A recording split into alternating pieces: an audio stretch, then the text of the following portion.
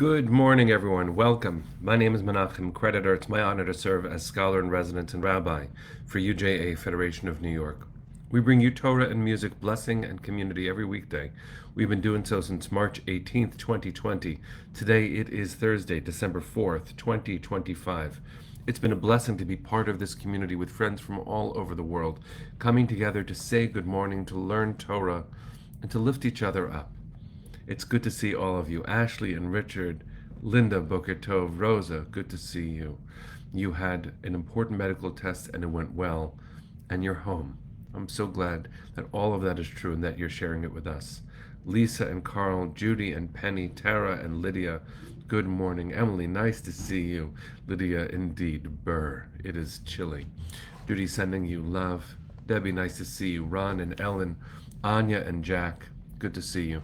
Penny, thanks for the reminder. It is broadcast 1440. Jerry and Amy, Cecile and Gail. Hi, Arlene. Good to see all of you. Amy, hi. Missed you. Nice to see you, my friend. Rose and Minna.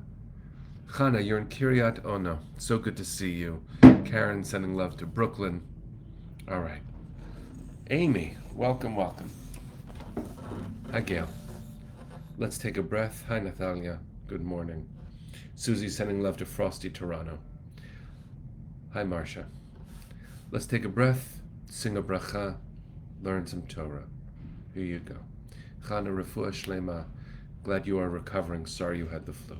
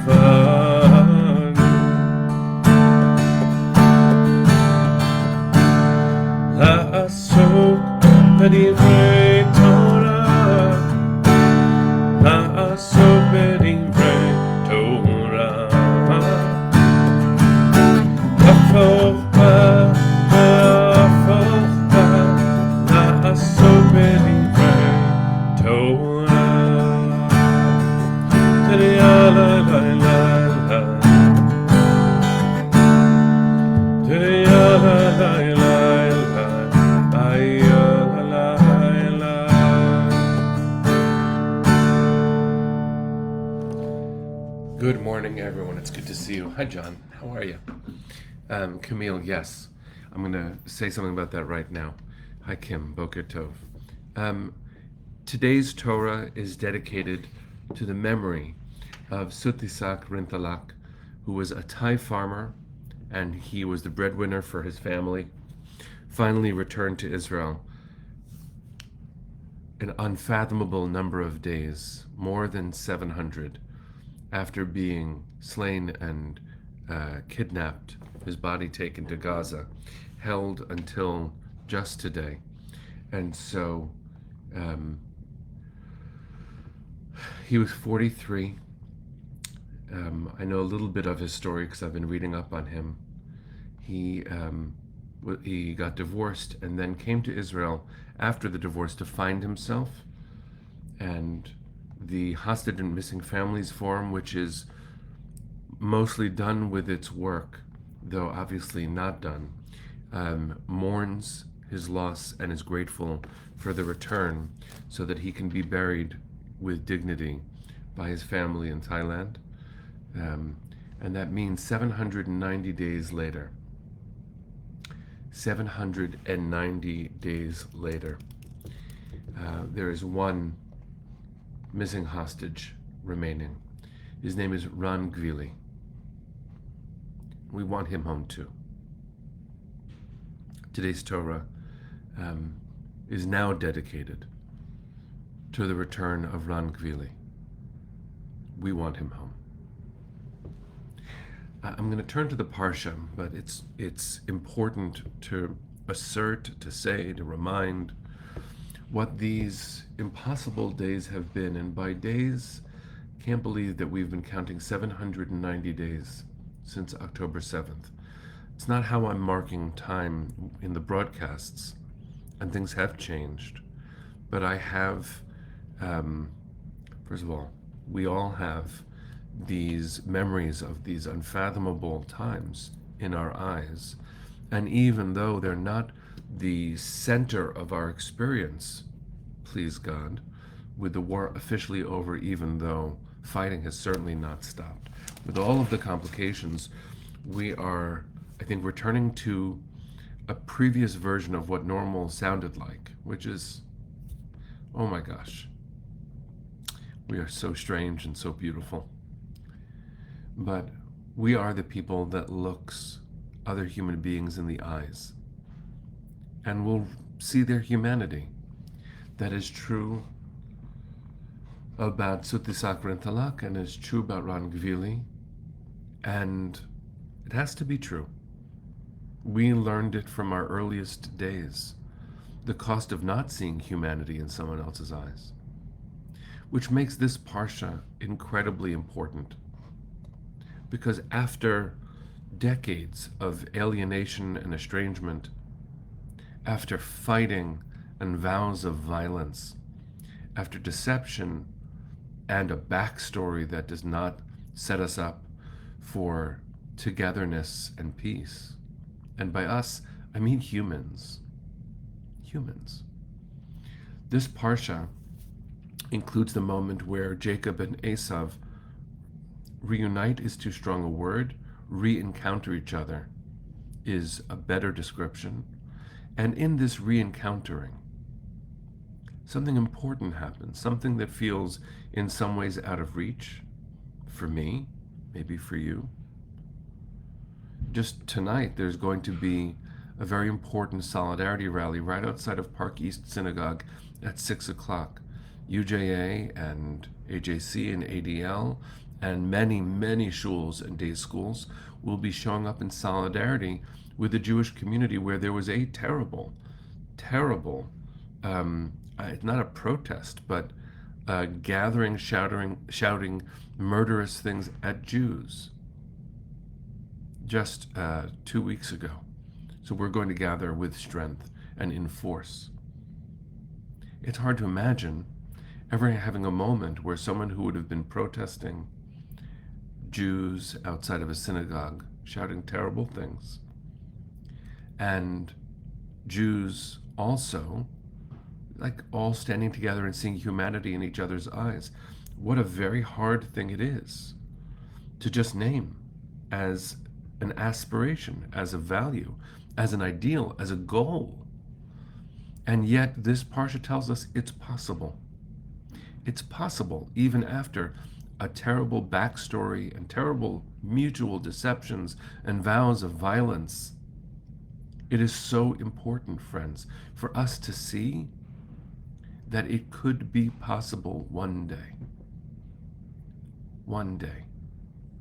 So what's possible? In this week's Parsha, Jacob does whatever kind of diplomacy he can do, wrestling with an angel too, becoming Yisrael, the God wrestler. V'hu ovar lifneihem, Jacob goes ahead of all of his family. Vayishlach arza, and bows low to the ground, sheva pe'amim, 7 times. Ad gishto ad achiv, until he came close to his brother. Gishto. Gishto is a strange word, but we know that it happens later when Judah comes close to Joseph at the end of the story. Vayigash, Gishto, he came close. He was near his brother, near, in the deepest of ways. And Esav, Vayaratz Esav likrato, he goes to greet him, he runs to greet him. I know it's not descriptive of every situation, certainly not the immediate aftermath of what we are in, certainly not possible tonight at the Solidarity Rally. But Esav ran to greet his brother too. Isn't that what we want? Isn't that what we dream about? Isn't that the way it's supposed to be? That instead of hiding your faces and shouting at other human beings, as so many of these protesters do, seeing the humanity. And is it important for us to cultivate within ourselves a readiness for that moment? We have to fight. We will fight when we must. Tonight is one of those moments where it's not violent fighting, but it is physical presence. It is showing up, demanding dignity, and standing in solidarity with our vulnerable community. This is what we do. But we shouldn't have to do it. We shouldn't get used to it. It should be a shock every time we must show up. And I hope that those of you in New York City or around will show up today at 6 o'clock outside of Park East Synagogue. Go to the UJA Facebook page or webpage for more information. But this idea that after it all, Esav ran to greet his brother. And the text says, Vayichabkehu, Vayipol at Savarav, Vayishakeu v'yivku. He ran, Esav ran to greet his brother, and he embraced him, he hugged him, and he fell on his neck, meaning like leaned on each other, hugging, putting your head down. Vayishakeu v'yivku. And he kissed him, and they cried.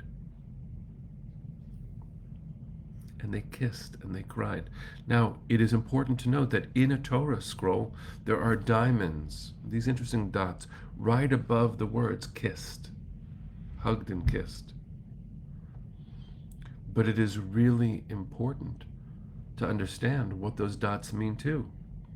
According to the Masoretic tradition, those dots indicate that the words shouldn't be there or that there's something strange about those words. And so that shows an element of mistrust. Was it a real hug? Was it a real kiss? We have to believe in our heart of hearts that such a thing can be made real.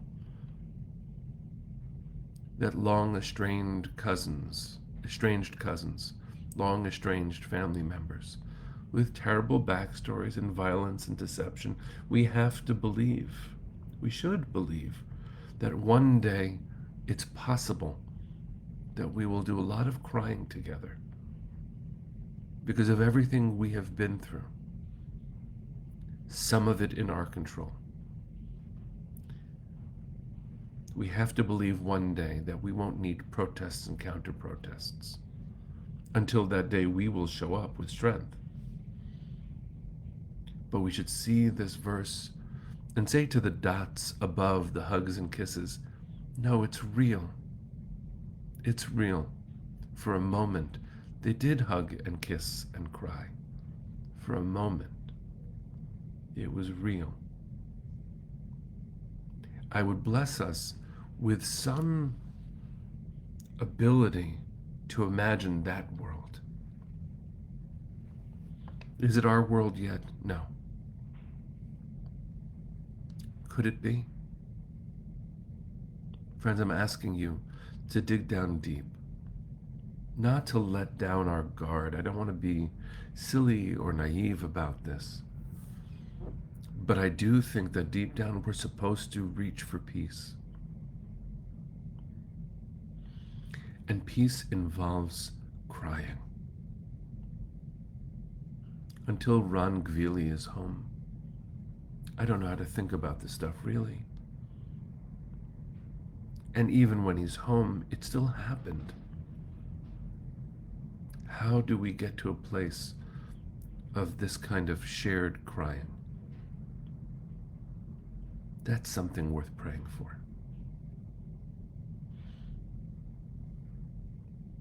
That's worth praying for. I would bless us to look at this verse and to let it in. Let me read it one more time in Hebrew just because it's so beautiful, and then in English, and then we'll sing Hatikva. This is chapter 33, verse 4. Vayarotz Esav likrato, vayichabkehu, vayipol al tzavarav, vayishakehu, vayivku. Esav ran to greet him. He embraced him, and falling on his neck, he kissed him, and they wept. May these be the kind of tears one day. One day. Send your hearts to the east, friends. Let's sing. Kolon balevav pnima nefesh Yehudi homia ulefate mizrach kadima ayin letzion tzofia. Od lo avda tikvatenu, hatikva bat shnot alpayim, liot am chofshi be'atzenu,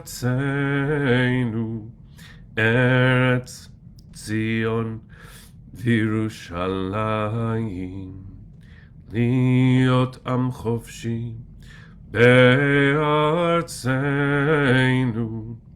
Eretz Zion v'Yerushalayim. Am Yisrael Chai. See you tomorrow, my friends.